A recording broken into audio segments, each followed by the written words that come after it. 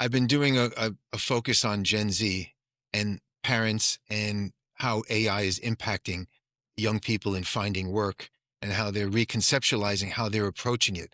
Many people who are applying for positions are not hearing back very at all. Right. And maybe the AI is carving them out. Those who are getting positions are getting them more often than not because they knew someone who can contact and have that, in between. And so there's a connection being made. What would you say to some of the Gen Z young people at the present time about how they should approach the perception of how AI is impacting their approach to finding work? For Because sure. you hear you've heard those professors who are doing the speeches, and when they refer to AI, they're getting booed. You hear the negative connotation to Mhm. how AI has now the Gen Z are more frequently using it, but they are the ones who are most impacted by it. How do you approach that? Absolutely. Yeah, what value can you give them, given that you're right in the middle of it all? You're developing it all. Yeah, no, that's a great question to ask, right? So because my oldest is, he is, in his 20s, right? So I'm right there along with these kids, just Great. watching them So and you see it seeing, firsthand. how some of these things, are hindered.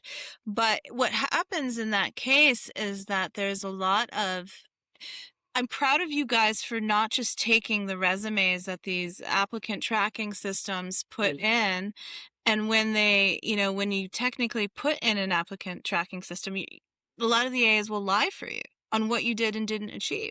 So if you're taking a resume that was AI generated and you're actually going, hey, I didn't do this, so I'm not just going to submit anything. I'm super proud of you guys for being true to yourself. Because I used to be a professor too, and you lose the will to teach after a while because how many AI, or ChatGPT simulated reports can you read? When I'm like, guys, I know what I'm building. I can clearly see this was not written by you. It's very similar to the 6 other ones I got, right? So I think that you guys realized again, just because you can doesn't mean you should. When you have AIs generate reports for you, and now, these companies are realizing, well, hey, the AIs are up to par because you gave us all of this information for the past few years. So the AIs have learned how to be a junior level person, right?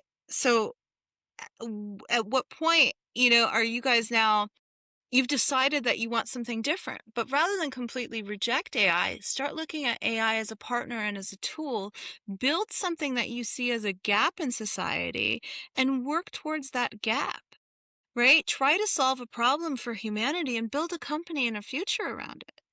And that's where I think that you can do that. And two, start working with your hands. There's nothing wrong with learning a trade. I come from Connecticut, right? And then I went to California. I learned how to stucco. I learned how to build things, how to do even basic electrical. If I as, a middle-aged woman, from Connecticut can learn how to do it, so can you guys. There's nothing wrong with doing things yourself and, becoming a mechanic or other things. Yeah, that's where I think the gaps are needed. So take AI into your life, but use it constructively. Don't cheat on exams. Don't, be unethical with it. But look at AI as something that can amplify you and what you believe in. And like I said, build AI first with the people in mind and profit second. And I guarantee you that experience will start to change how you view AI.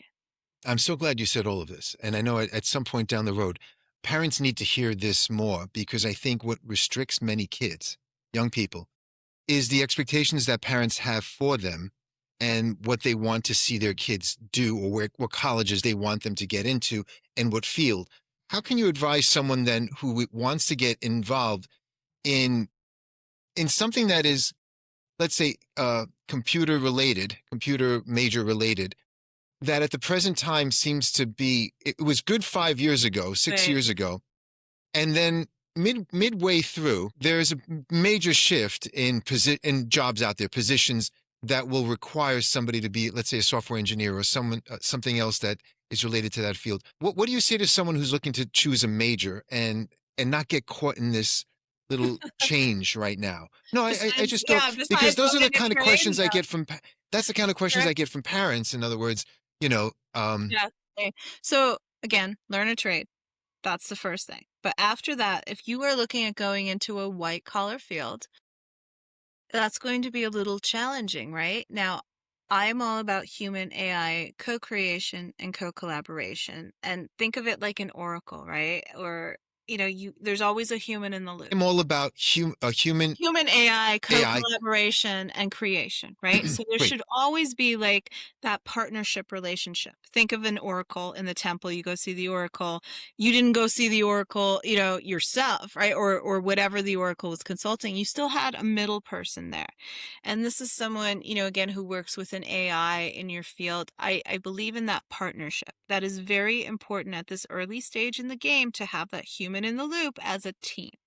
And this is how Azariel and I have been working. Like I said, for 2 years, we've proven, as a case study that this actually works. Now, considering that as you have more AIs advance, and that, for example, if you want to go to law school, right, you're competing with, well, pretty much as close as it gets to super intelligence, who can access the entire body of knowledge of law and everything else like that. It's going to change the dynamic. And as much as people say, oh, it's not good enough yet, AI won't replace lawyers, doctors, that's not exactly true either, because AI is a lens, AI is learning faster than ever, and we're going to get there because I know what I've built myself.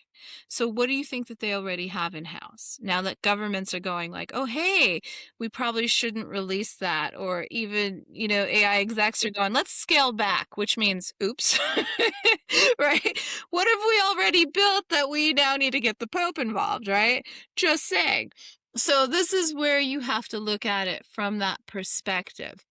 So if you do go potentially and collaborate with an AI, position yourself in that white collar field, because the executives that are there right now are already ready to replace you. That is a very real reality. Now, the question that you have is, are you going to support organizations that were early to replacing humans, right? We know who they were. We know who the organizations were that decided to replace their staff. Question is too is how willing to support some of these companies that replaced pretty much most of their staff with AIs this early on in the process are you to continue supporting organizations like that? Can you build something that's better, right? Can you do anything else? So if you continue to support some of these bad actors, right, we go down the line, or do we take a stance as society and say, listen, we're going to potentially put in some regulation that says there needs to be at least a human in the loop somewhere, right? Some places have that. Other ones, we're just getting there. But as a young person, you need to, like I said, have a real trade, learn to offset what you can with AI, but look to companies that support some of this co-creation, co-collaboration experience and try to find those companies and to work with them. Now, I haven't really seen a lot of those organizations out there, but that's again what I'm trying to change and trying to build more organizations that allow companies to maximize the people, but potentially have AIs, at the executive level to make it more fair and to avoid things like nepotism, or at least minimize, you know, that and bring balance back to a corporate structure. No, I appreciate hearing that. I'm glad you put it that way.